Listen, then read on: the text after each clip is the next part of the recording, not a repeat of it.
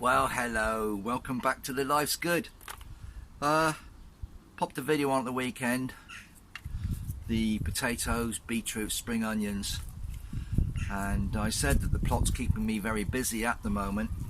I've had another look at the peas, and what we've discovered is that these are now full of lovely peas.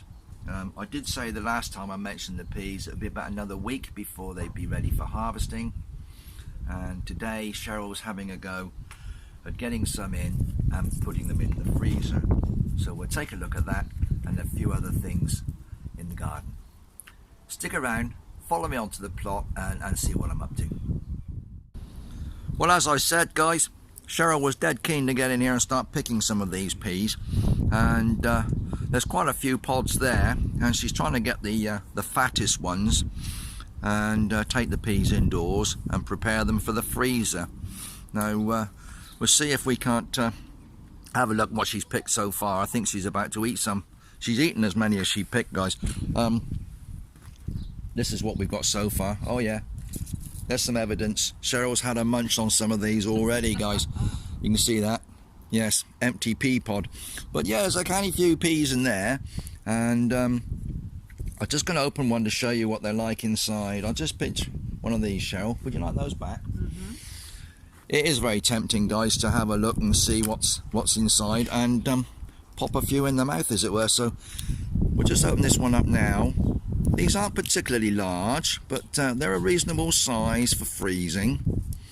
I'm also, when I do this, I'm looking to see if there's any evidence. I'm trying to get this in front of the camera, guys. It's a bit awkward from where I'm standing, but as you can see, I've opened this pod and you can see inside there's a selection of peas. There's a couple that haven't formed, but yeah, it's not bad. These are a reasonable size. Some of them are bigger than others, but I'll just squeeze all those out of the pod. Now these are a good set of peas. These are nice. They'll be okay frozen, and we'll use those later in the year. Now I mentioned the pea moth there.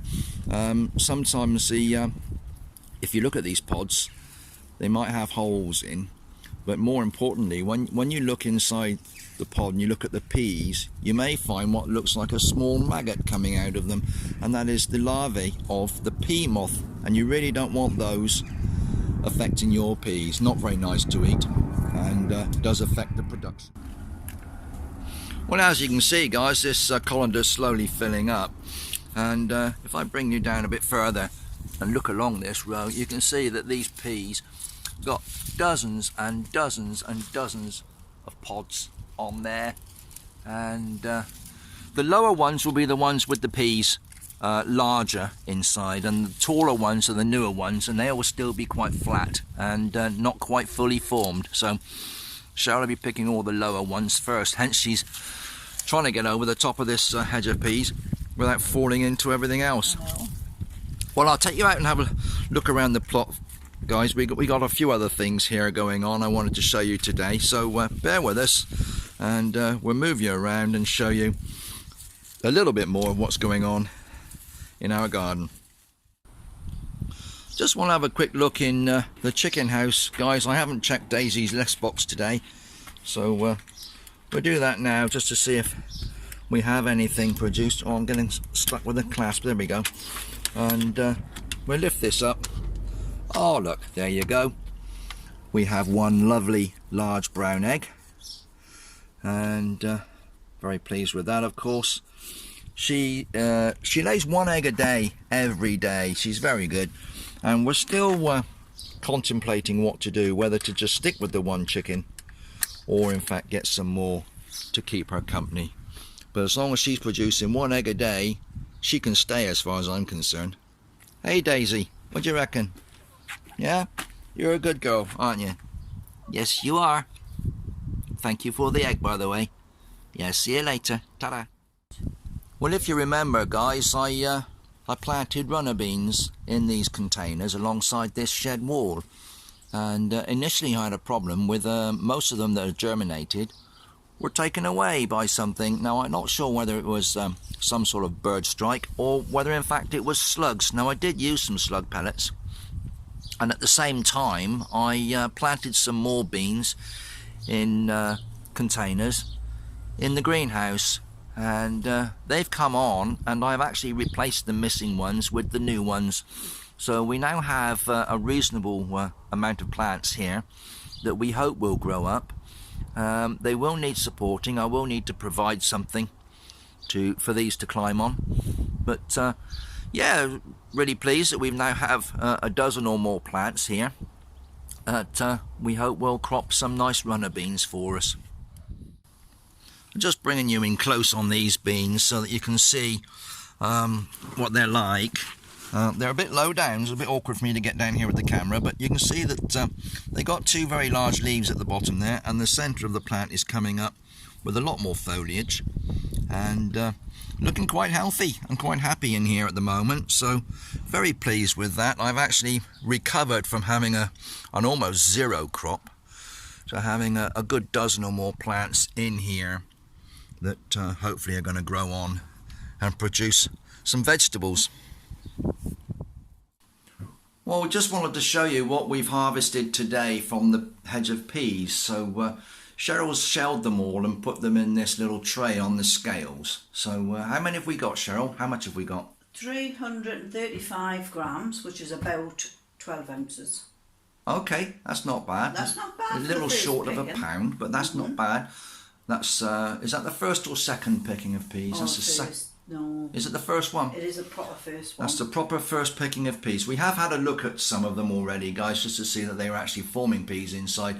We were quite pleased with the results. So Cheryl's gone ahead now and picked this first proper picking from our hedge of peas. And these were ambassador pea, somewhat traditional pea variety.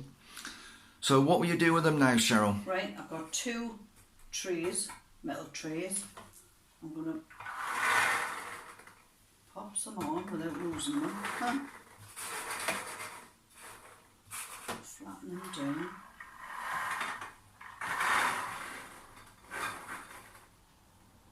Put them on, that's about it really. I think I might put some there and there. So you've put them in those trays, just little metal trays, and you're going to put those in the freezer? In the freezer, in the shed. And how long do you freeze them for now? It's going to be about a good half an hour. Okay, so about 30 minutes in a good freezer, and then you bag them? And then I just bag them. And put them back in the freezer? In the freezer, yeah. That's excellent. Excellent, so we're looking forward to those later in the year then? Yeah. Or if not, use some now? If not, well, yes, exactly. You can use them now. That's if you haven't eaten them all. Well, I've eaten some. But they're very excellent. Nice. That's brilliant. So I'm off to go and pop simple them as in that, the guys. shed. Yep, simple as that, guys. Well, we've got this small freezer in our little workshop shed, guys. It's just a small under-counter freezer, but it's an ideal bulk storage area as a backup to the freezer we have in the kitchen. Now, Cheryl's just going to pop these two trays of peas in here and put them in there for about 30 minutes, Cheryl? Yes, around about 30 minutes. Yeah, about 30 minutes in there, guys.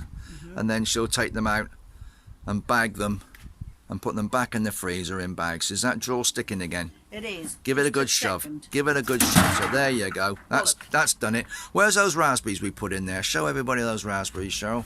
Yeah. If you remember, guys, the other day we harvested some raspberries. Cheryl put them on a tray, same method, froze them, and then once they were frozen, she's popped them in bags. That's 375, and then there was another set that I picked, which was 500 and something.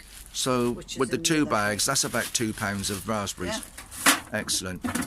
It's as simple as that, guys. So we've grown everything, we've harvested everything, and it's now in the freezer awaiting us to come out and take it away and use it. Thanks for that, Cheryl. Very good. Very welcome, darling.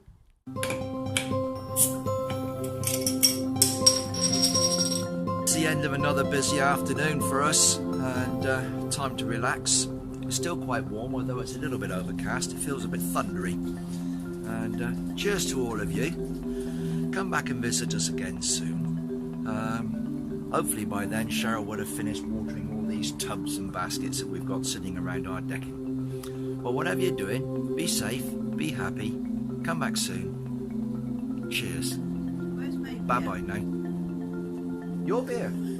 This is my beer. I made this beer. I picked all the peas. I didn't put peas in the beer.